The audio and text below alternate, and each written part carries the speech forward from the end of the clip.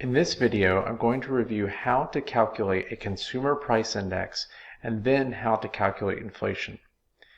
The consumer price index is a measurement of the cost of a market basket of goods at different points in time. So for this discussion, I've created a market basket of goods that's made up of 4 items: pizzas, doctor visits, rent, and phone services. So when you're calculating your consumer price index, the first thing you need to do is to measure how much this basket of goods is going to cost in what we call a base year. Any consumer price index needs to have a starting point, which we refer to as a base year.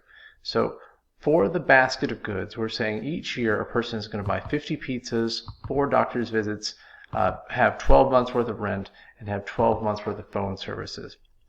In our base year, the pizzas are going to cost $5, doctor visits $40, the rent $600 a month, and the phone service $45 a month.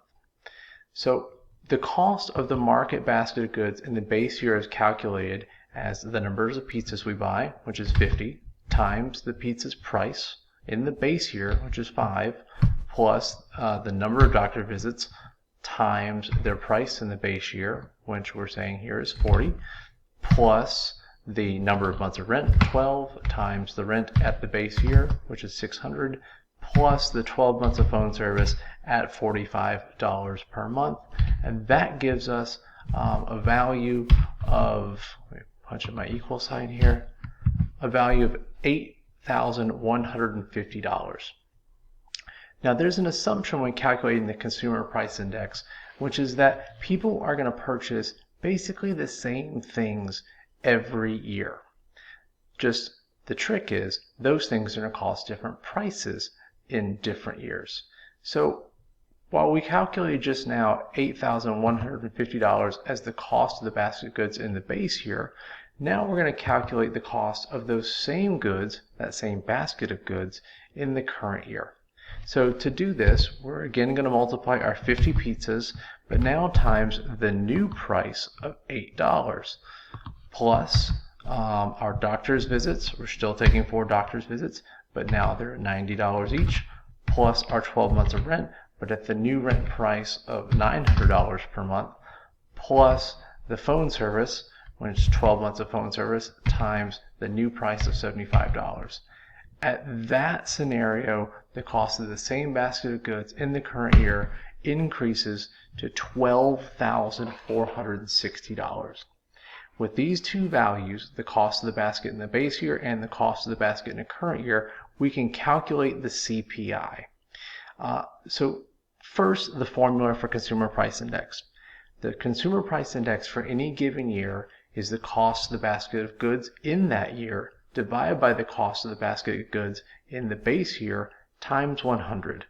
That sets up our ultimate formula to be based on 100 as our CPI in the base year. Let me show you how that would work for our base year. So CPI in the base year equals the cost of the basket of goods in the year we're measuring, here's the base year, divided by the cost of the goods in the base year, which again is this 8,150, and then times 100.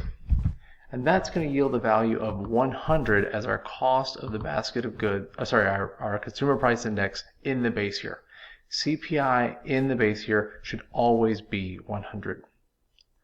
Now, let's calculate the CPI in the current year. Remember, our formula for CPI is the cost of the basket of goods in the year you're measuring, here's the current year, divided by the cost of the basket of goods in the base year, then times 100. So let's punch in our formula here.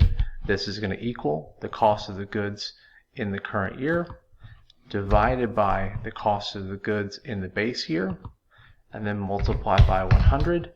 And that gives a value of 152. Now this should be a number, not a dollar sign here. So 152.88. So the reason we want to know CPI is to see a change in prices of goods that people are purchasing over time.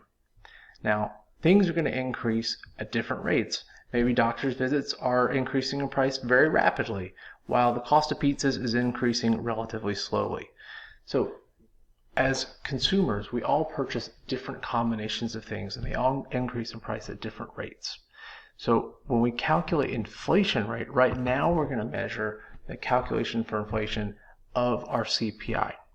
So if you ever want to measure inflation, what you want to do is to measure first the difference in price from one point in time to another point in time, and then divide that by the price at the beginning point in time.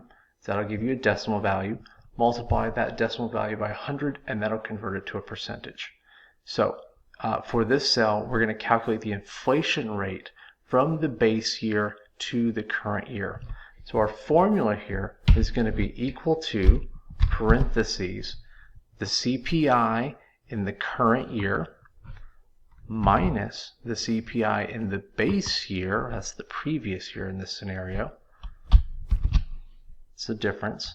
Divide that by the CPI in the year you're starting from, here that's the base year, and then multiply that by 100, and that is going to give you a percentage value. Here that's coming out as 52.88%. So that's how you go through the process of measuring the cost of your market basket of goods in a base year and then a current year, using those values to construct a CPI measurement for either your base year or your current year. And if you had the CPI for 2 different years, how you would go about calculating inflation between those 2 years. Here we did it for a base year to current year calculation.